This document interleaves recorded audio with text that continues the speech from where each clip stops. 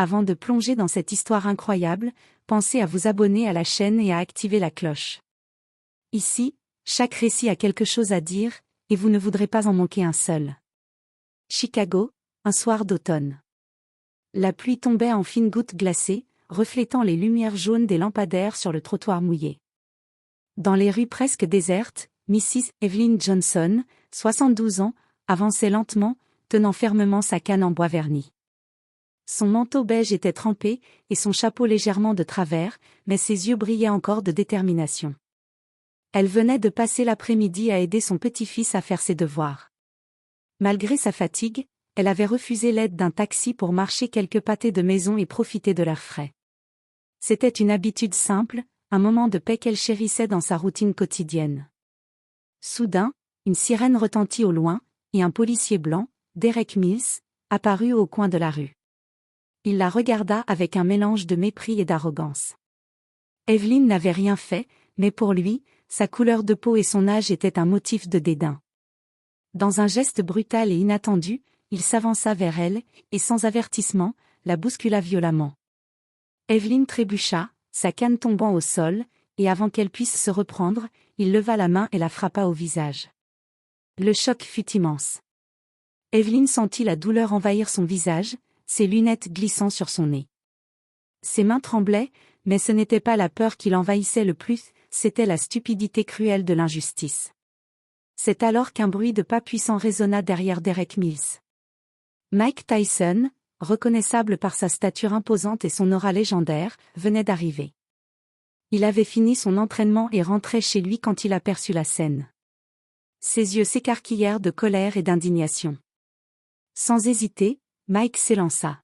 « Lâchez-la » cria-t-il, sa voix grave et autoritaire résonnant dans la rue déserte.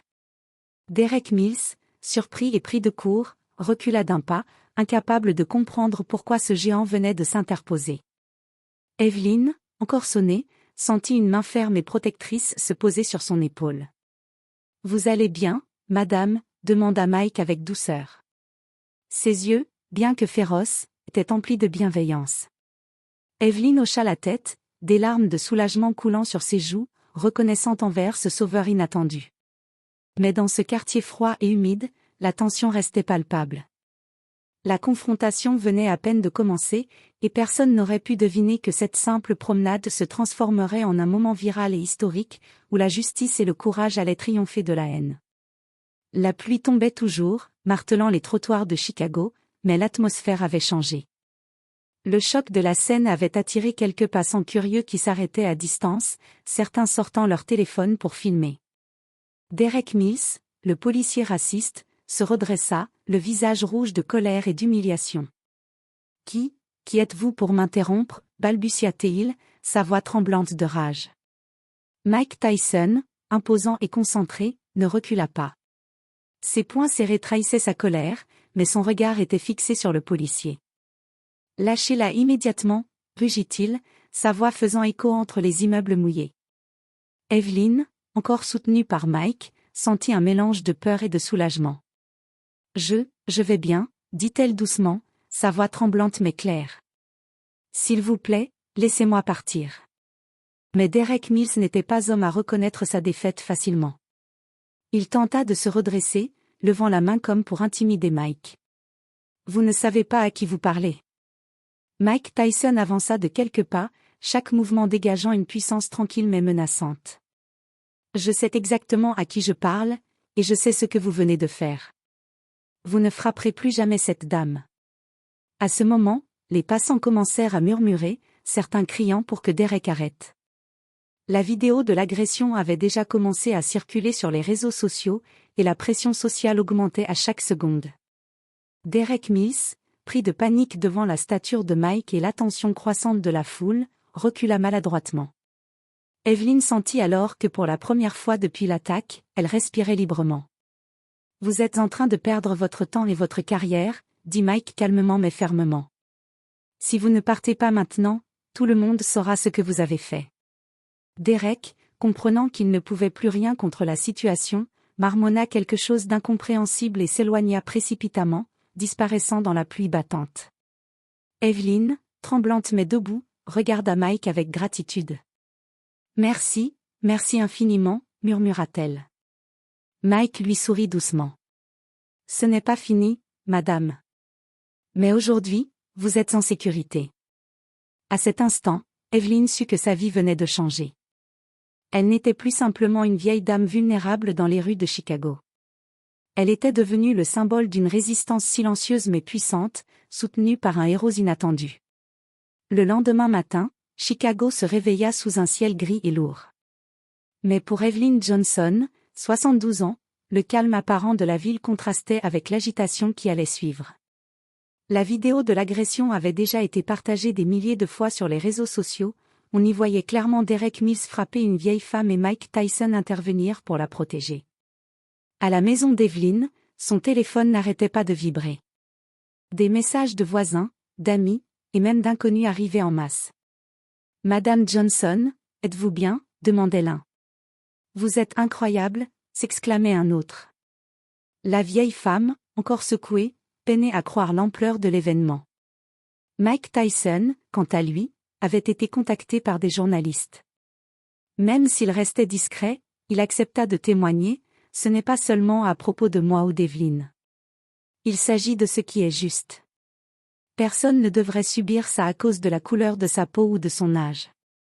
Pendant ce temps, Derek Mills fut confronté à l'onde de choc. Ses supérieurs et les médias avaient déjà visionné la vidéo. Il tenta d'expliquer son geste, mais aucune excuse ne pouvait effacer ce qui était gravé sur les images, un acte de racisme et de violence. Evelyn, inspirée par le soutien qu'elle recevait, décida de s'exprimer publiquement. Elle tint un discours improvisé devant un petit groupe de journalistes rassemblés devant son immeuble. « Je suis vieille, je marche avec une canne, mais je refuse de rester silencieuse. Ce qui s'est passé hier est inacceptable. Je veux que le monde sache que la violence et le racisme doivent être dénoncés, peu importe qui en est la victime. » Ces mots furent repris sur tous les médias locaux et bientôt nationaux. Les images de Mike Tyson protégeant Evelyn devinrent virales. L'histoire fit le tour du pays, provoquant indignation et débat sur l'abus de pouvoir et le racisme dans la police. Derek Mills, voyant sa réputation détruite en quelques heures, sentit la panique s'installer. Les appels de son département, les menaces d'enquête interne, et les messages sur les réseaux sociaux le forçaient à comprendre qu'il ne pourrait pas se cacher. Pour Evelyn, ce jour-là n'était pas seulement celui de la peur ou de la douleur. C'était le début d'une révélation publique, où elle et Mike Tyson avaient transformé un acte de violence injuste en un symbole de courage et de justice. Les jours qui suivirent furent intenses. Derek Mills fut immédiatement suspendu de ses fonctions en attendant l'enquête. Les responsables de la police de Chicago, sous la pression des médias et des citoyens, ouvrirent une enquête officielle pour usage excessif de la force et discrimination raciale. Evelyn Johnson, toujours soutenue par Mike Tyson, participa aux premières audiences publiques.